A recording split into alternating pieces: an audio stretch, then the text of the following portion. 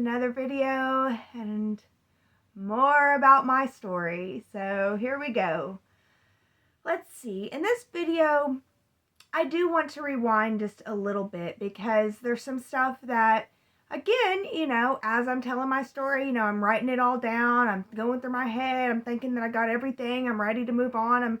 I think that I said everything, and then I go to sleep and I dream and I remember a part of my story that I forgot. And I don't know why it bothers me so much. I do know at the very, very, very beginning of this, my intuition told me to not start releasing the videos, to just put them together, and then we can get them, once I got it all together, then to release it all, because I knew that things were going to change through the process. But, my intuition told me two things. It'd be all good, but don't release them all at once. Don't release them now. And don't do an introduction video until the end. And I went against those two things. And my intuition was like, and I asked my intuition, would it be such a big deal if it's not? And my intuition made me feel like your future self will be disappointed in you. That's all. And my future self is disappointed in me. And that's okay, because I'm not that disappointed in me. I'm actually kind of happy that I did that, because it shows me, it teaches me this lesson. And it's a lesson that I needed to learn. And I kind of learn it more in depth because I'm doing this. So that's really cool. But also, my healing journey is not other people's healing journey. So your healing journey could look way, way, way different from mine. Honestly, the stuff you need to heal from probably looks way, way different from mine. Although you might resonate with certain parts of my story. So anyways, I would like to rewind just a little bit and talk about the time that, I called my slutty phase. I was taking care of my baby girl, and, we were doing the best that we could. The best that I could do for her. I was struggling, y'all. I was struggling. And, I was living with other people, and I had this agreement living with Rory to pay the electric bill, but I couldn't pay the electric bill, so it made me feel horrible. It made me not want to be there. I would stay a lot of nights over at my stepdad's house. He was a really good man, really nice man, and I would stay over there. He would always give me a joint to smoke. He would leave at 4 o'clock in the morning to go to work, and he would leave me a joint, and that was always so awesome. And, I was living off WIC, really. I was feeding my child and surviving off of WIC, which is Women, Infant, and Children Program, where they give you milk, eggs, and cheese, and sometimes peanut butter. We weren't getting peanut butter, but we were getting milk, eggs, and cheese. And a lot of times, my friend Brianna, she knew where all the food banks were, and we would go what we call food banking, and we would go around to all these different food banks and gather up food bank food, and that's how we would survive. And I'm not necessarily saying that I hate it, We would also go to yard sales. We would go yard selling, and we would go around to all the yard sales to find things for our babies. And yeah, it's what we did, and I'm not upset with that. But yeah, we were very, very, very, very, very, very poor, very, very, very, very broke.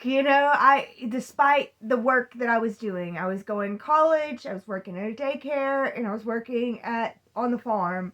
But despite that, I was just, pretty much broke. And I do say broke because I had a car, and I had kind of a place to stay. I don't know.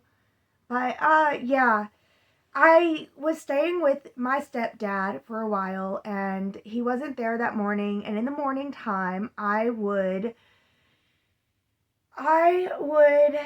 always serve my baby girl either oatmeal or eggs. I would get up and I would make her a bowl of oatmeal, or I'd make her a bowl of eggs. And I usually ask her, what do you want, oatmeal or eggs? And she'd tell me. This time she wanted oatmeal, and I was making her some oatmeal. And in between making her oatmeal and everything, I sat down and I'm a gamer. I've always been a gamer. There was a time whenever I was an adolescent that my grandparents wanted to get me into into game addiction, because they wanted to get me into a therapist, because yeah, I'm a gamer and I can get really addicted to games. And I was playing Skyro and on PlayStation, and just really into it and playing it, and I look over and my baby girl was gone. She wasn't there. I was like, oh my gosh. And I look, and the door was open. The front door was open. And it freaked me out. So I opened the door, and I don't find her anywhere. I'm looking for her. I'm screaming her name. I don't hear her. I'm walking up and down the road. I'm screaming her name. The neighbors come out. They're like, what's going on? I'm like, I lost my baby girl. I lost my daughter.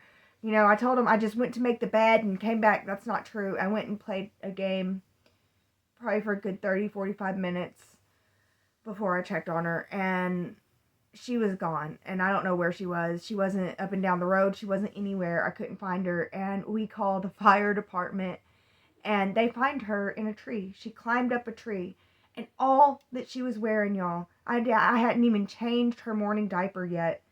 All that she was wearing was her big saggy morning diaper. It was like falling off of her waist, and she was up in a tree.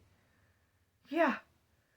I can't believe I'm admitting that, but it's true. That happened, and it scared the living crap out of me, and oh my gosh. Whew, I kept a close eye on her. After that, I did. I always kept a close eye on her after that. But yeah, guys, I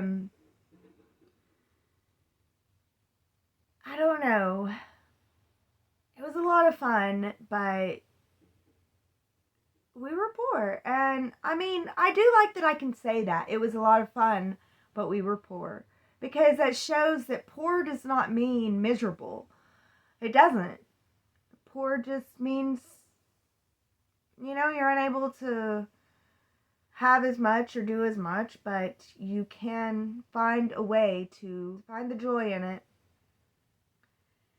But I don't know. I love my baby girl so much. And in telling my story, I look back, and I remember when Zach had attacked me, and when Zach had thrown her. I mean, I saw, that is so stuck in my head. It was just like, no, you will not hurt my baby. I'm getting out. Like, fight or flight. I'm not a fighter, so I better run. So anyway, and then in telling my story, though, I realized that stuff could have been affecting his brain when that happened. Because, I mean, he'll tell you that that's not who he was, and he's never hit me before. He never hit me. Emotional abuse, yes.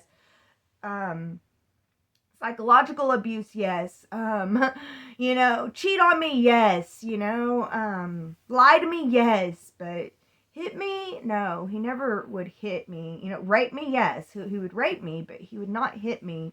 So, and I know that sounds crazy, but yeah, I mean, yeah. He would just take it because he feels entitled to it, but he would not hit me, So, looking back, I do think that it might have been the meningitis, because in telling my story, how close those days were related, because they really were. He beat me, and then, like, I was going to go. It was like 2 days later that he was in the hospital. So, I don't know if that's related or not, but I do know that at the time, it was just like, I've got to get out of here. Everything was telling me I had to get out of here. His mom and him were just, I'll admit this. They love Jesus. They love Jesus, and they love God. And just living with them was making me not like Jesus. Like, it's like, if this is how your followers are, I'm not so sure. And I was separating from Jesus, and not necessarily God, but Christianity I was separating from. And I was looking into other things, but my heart, I will always love God, and I'll always have a heart for God. So they won't take that away from me. But at this time, living with Zach and his mom, really, it was pushing me away from Christianity, just as much as possible. And I mean, his mom really, really, really made it clear to me that, she didn't like me. She wasn't ever going to like me, and I wasn't going to be welcome in their family. Like, she knew. She knew that that's what I wanted. I just wanted a loving family. I don't have a loving family. I have a family, but they would be happier if I would just go away. And sometimes I just think I should just go away, but I don't know. I do know that it was my mother telling me that I did not have to get an abortion if I would come to Colorado, and Larry giving me the money. Zach told everybody that I stole the money from him, left him high and dry in the hospital. Bless his heart. I'm sure that he believes that story. I didn't take no money from him. I I didn't take any money from him at that time. And I don't think he had any money. He hadn't been working. I don't even know, but it was Larry. Larry was the one that paid for my trip, very much so. And it was my mother who convinced me. And I won't take that back for the whole world. I'm so grateful to her that she did not let me go through with getting an abortion, because I don't think I would have. I wouldn't have followed through. I wouldn't have been able to, y'all. I know I wouldn't have been able to. There's just no ifs, ands, or buts. I probably would not have been able to, honestly, and she knew that. So I am grateful for her, because I needed somebody to know that. I needed somebody to be there for me with that. I needed someone. So, and it's really cool because, at the time, Britney Spears and Christina Aguilera were the two hottest pop stars or whatever, and the media was putting them head to head. This isn't true, but at the time, as a fan, it looked like it was Christina or Britney, and I was all about Christina, the rebel, the bad girl. Like, I so related to that side. I wasn't the good girl. I wasn't. I was the bad girl. I was the rebel now. I no longer cared about being the good girl. I really was letting that go. I wanted to be a family more than anything. I wanted to give my daughter a nice, loving family more than anything. But whenever I saw that wouldn't be possible, that it would only be hell for me and my daughter, that my daughter would have hell to pay because I happened to be her mother, that family wouldn't ever fully accept her because of who her mother is, that there was no hope. Why stay? So I did. I took off. I left. And I was able to buy the Christina Aguilera Stripped CD. And in that CD, there was a song. And it's so cool because it's like, I'm leaving. And I know it's a cover song, I think is what you would call it. But yeah, I'm leaving on a jet plane. Don't know if I'll be back again. I wasn't leaving on a jet plane, but you might as well call it a jet plane. Flying across the country in my automobile. So, yeah, pregnant as I'll get out, only a couple months pregnant. So, just beginning the pregnancy and heading out across the country. And I don't regret it. I don't regret one iota of it. But most people don't know why I did it. They know why Zach thinks that I did it. That, I'm the crazy one. I'm the crazy hoe that took off with his money and his kids just to keep them from him. That was my whole motivation, was I want to keep his kids from him. Whatever. That'll never be in my heart. That'll never be my heart. I don't want to keep kids from people unless you're going to harm them, and then I do. If I feel that you're going to harm my kids, I'm not going to give you access to them to harm them. Unfortunately, I don't always feel right. And sometimes I think what won't harm them actually does. But that's for the future in my story. And we'll get there whenever it's time to get there. But for now, thank you so much for rewinding just a little bit with me and discussing my feelings about this time in my story. Thank you for bearing with me. You made it to the end. Yet again, another video to the end. And I'm so grateful. Thank you for watching my story. Thank you for putting up with this. And as always, be blessed. That's all she got.